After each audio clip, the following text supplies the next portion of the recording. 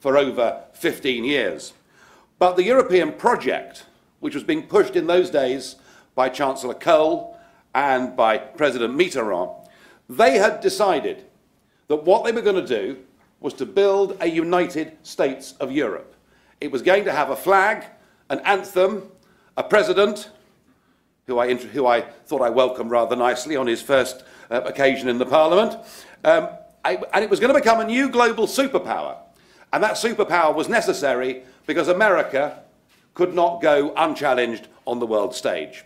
And whenever those people who were the architects of this were questioned about detail, were questioned about practicality, they just said, don't bother us with the details. They believed that if you put together an economic and monetary union, that overnight a political union would follow as night follows day. And of course it doesn't work, and the analysis that we all had 15 years ago has been right.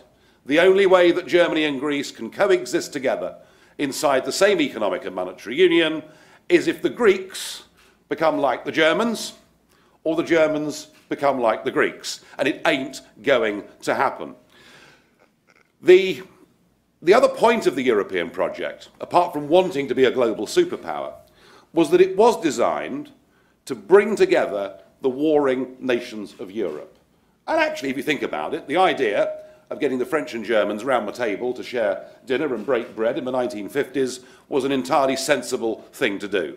The idea that if people trade more with each other, they're less likely to fight each other was again an entirely sensible idea. Sadly, it's gone too far. And I now feel that this European project of love, cooperation and peace, well, just look at it. Just look at it. You know, Angela Merkel went to visit Athens last year to be greeted by people dressed up in Nazi uniforms. I mean, sort of, you look at it and think, do I laugh at this or do I want to cry at this? I mean, you just look at the language that was used in the European Parliament last week by German politicians about the Greeks. So actually, far from Europe coming together with a single currency, actually economically we're diverging, and far from the project bringing everyone together, what we're beginning to see is a return of the old enmities that have done Europe so much harm over the course of the last 100 years and more. The project isn't working. I grew up in a Europe that was divided from east to west by the Berlin Wall, and I'm now living in a Europe that is divided north to south by a new Berlin Wall, and that Berlin Wall is called the Euro. Now, the Greeks had a referendum, you might have noticed, 2 weeks ago, and despite massive threats, despite being told that if they voted no, the power supply would fail, amongst other things, 61% of them said, we can't go on as we are. We can't take further austerity. And yes, it's easy for any of us to criticise the Greeks for their financial management and their retirement ages and everything else. But do think about this. You know, when the United States of America had its Great Depression, the sort of buddy, can you spare us a dime times, the US economy had contracted from top to bottom about 16%. The Greek economy has now contracted by 26% since 2008. And when we get the fresh figures for this current quarter, bearing in mind the banks have now been closed for almost 3 weeks, maybe that contraction will be closer to 30%. You know, we are watching a country that's in real trouble. If we have a heart and a soul, we will feel for the suffering of the Greek people. They never voted to join the euro. They were taken into it by Goldman Sachs and their own greedy politicians. We've got a situation in Greece where now the hospitals are actually running out of medicine. We're witnessing a political experiment that is taking a country, and we're watching it literally before our very eyes become a third world country. It is a human tragedy. And yet, in the face of that referendum, what has happened? What has happened is the big institutions of the EU, oh yes, and our friends from Washington. I hadn't yet touched on the International Monetary Fund, who now appear to have become an arm of European government. Just look at their last two leading figures. One, Dominic Strauss-Kahn, well, we'll perhaps gloss over that and move on.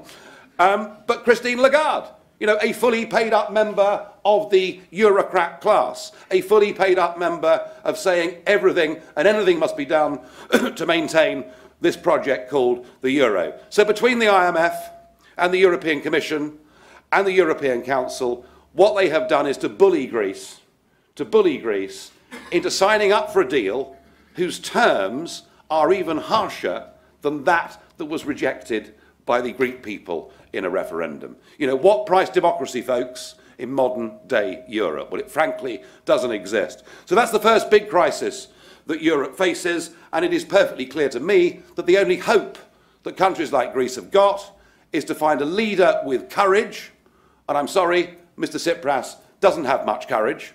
You know, he's basically marched the Greek people up to the top of the hill, and then faced with the final big decision has marched them back down again. I am in no doubt that economic and monetary union will not last, that it will break up. The only question is, when will it break up, and just how bad will the social consequences be? I believe Greece going back to the drachma, having a big devaluation, allowing the banks to go bust. Yes, I know it's horrible. Depositors will lose money. But think, this is exactly what Iceland did. Little Iceland, a country of 250,000 people, faced that same banking crisis that America faced, that Britain faced, that much of the world, with the exception, of course, of Canada and Australia, who had sensible banking rules and didn't need bailouts. But when we all faced this, we bailed out the system, which in many ways was an odd concept within a capitalist country. But we bailed out the system. The Icelandics let the banks go bust. The Icelandics allowed their currency to sink. It fell by 80% on the world's exchanges. Inflation went to 30%. Interest rates went to 27%. There was then in 2010 a volcanic eruption, do you remember, and all the planes stopped flying. I mean, it looked like the Old Testament had come back, you know. I mean, it was pretty serious stuff, but now Iceland is back to growth. Now Iceland has just signed her own genuine free trade deal with China. That's the example we have to give to those Mediterranean countries, but to do that, we have to break the stranglehold of the European elites. And there's a second big problem and big dilemma that Europe is facing, and it's something that at the moment nobody has got the courage to own up to and to address. You will all have seen the photographs of the boatloads of migrants coming across the Mediterranean. It may be worth me mentioning that nearly every single one of those boats comes from a place called Libya. Weren't we clever getting rid of Colonel Gaddafi? Hasn't that worked out wonderfully? Anyway, Europe has decided that anybody that comes from a war-torn part of North Africa or the Middle East must be given the rights to settle.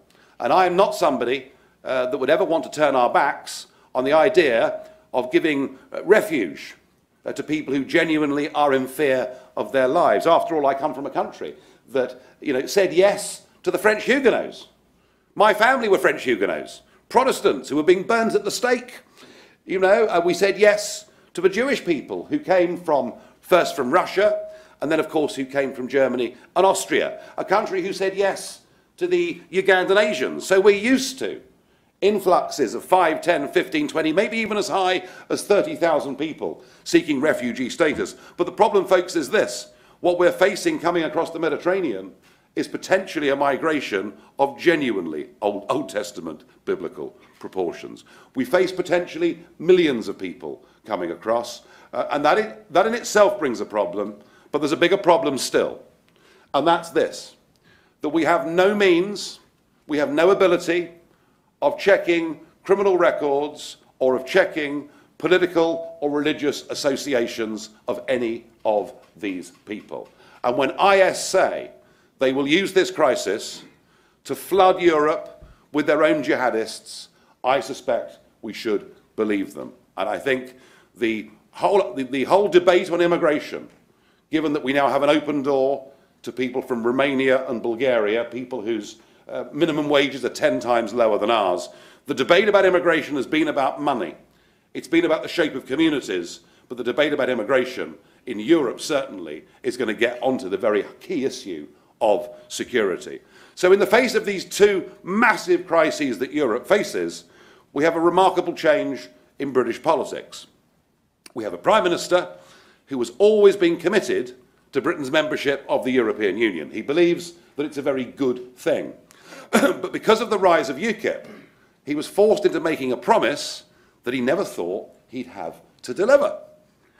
The day before the election, you could have gone to Ladbrokes and you could have got 13-2 against a Conservative majority.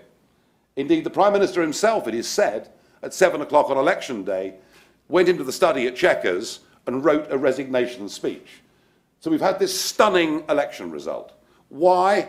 Well, chiefly fear of that appalling woman who comes from north of Hadrian's Wall, who represents the Scottish National Party, a party who are nationalists and socialists at the same time.